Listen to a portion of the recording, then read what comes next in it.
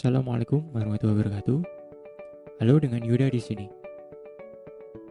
Kali ini kita akan belajar tentang siklus akuntansi dan identifikasi transaksi.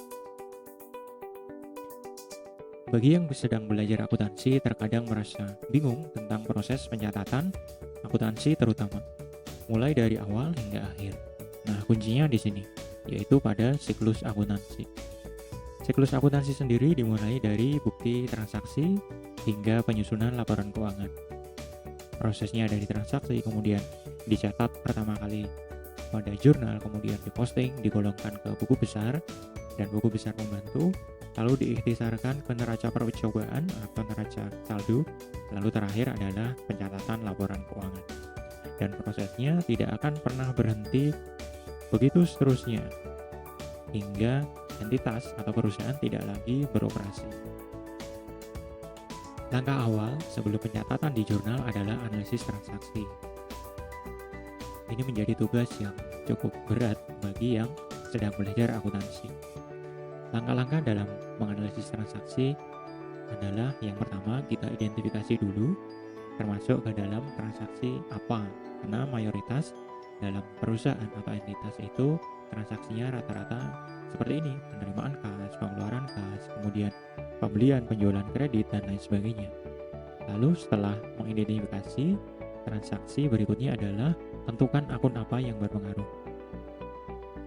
Baru setelah itu kita tentukan akun yang bersangkutan itu bertambah atau berkurang, dan terapkanlah metode atau mekanisme debit kredit. Terakhir baru kita bisa mencatat ke dalam jurnal. Seluruhnya ini nanti akan kita bahas walaupun dalam video-video yang terpisah.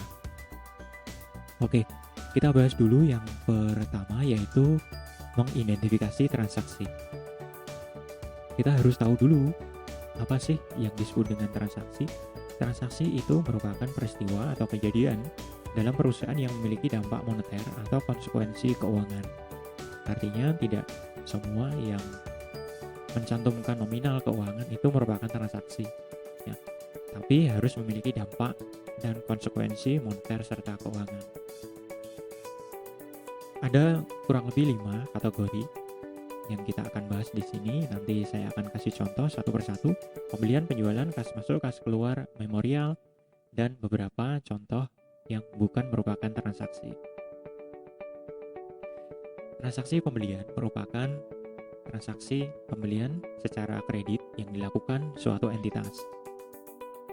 Umumnya, bukti transaksi penjualan itu berupa faktur atau invoice yang diterbitkan oleh penjual.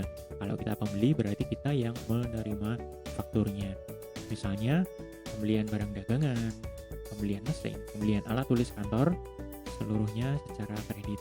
Nah, ini misalnya.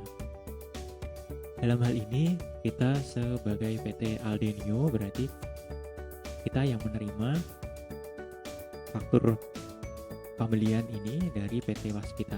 Kurang lebihnya ada nomor faktur, tanggal, termin, order, kemudian nama barang, jumlah satuan, total, dan lain sebagainya. Selanjutnya yaitu transaksi penjualan, yaitu transaksi penjualan secara kredit. Kita yang menerbitkan fakturnya nanti.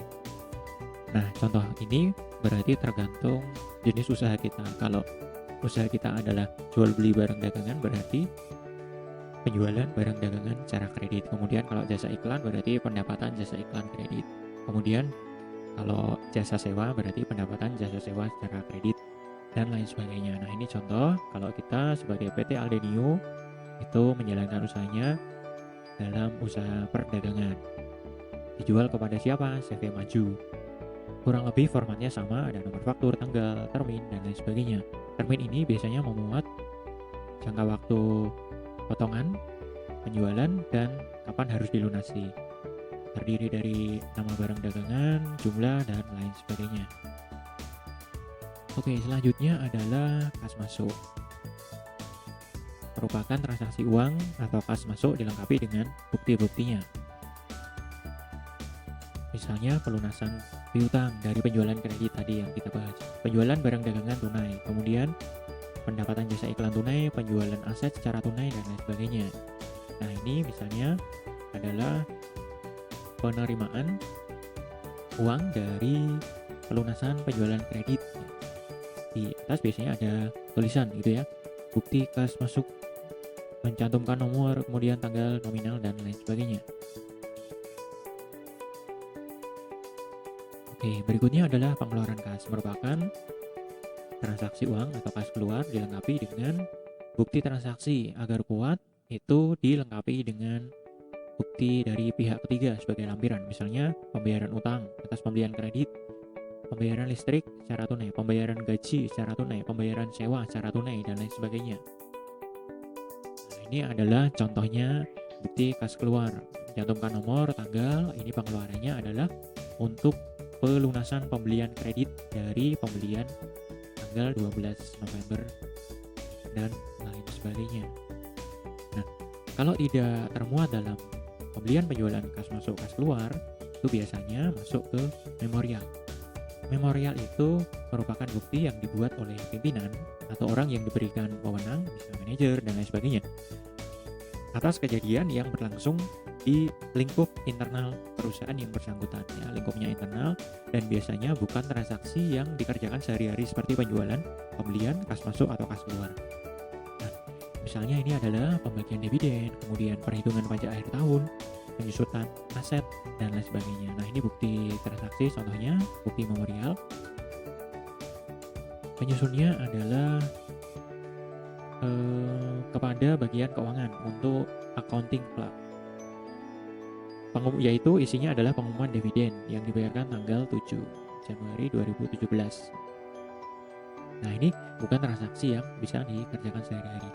Nah, yang saya kasih ini merupakan bukti-bukti transaksi yang mana kalau sedang belajar akuntansi, di buku-buku itu bukti transaksinya bukan bukti transaksi yang seperti ini, tapi wujudnya adalah deskriptif, yang mana ketika Anda menganalisis bukti transaksi yang deskriptif sifatnya itu akan jauh lebih mudah. Nah, terakhir saya kasih beberapa contoh yang bukan merupakan transaksi. Yang pertama, PT Jono, order pembelian teh botol 50 kerat, perekatnya 33.500 ke PT Jenny. Baik PT Jono maupun PT Jenny tidak perlu mencatatnya ke dalam jurnal. Kenapa? Karena baru sebatas order. Belum ada konsekuensi keuangan ke PT Jenny maupun PT Jono, kecuali barangnya dikirimkan.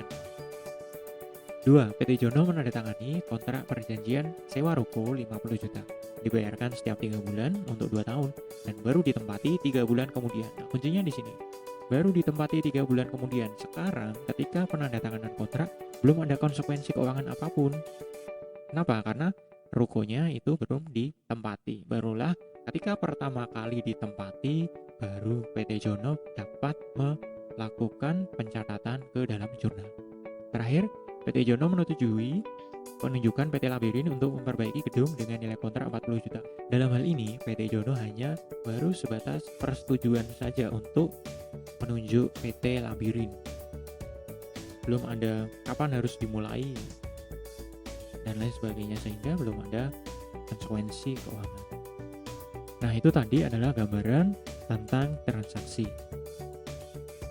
Terima kasih telah menonton video ini. Sampai jumpa di video-video berikutnya. Wassalamualaikum warahmatullahi wabarakatuh.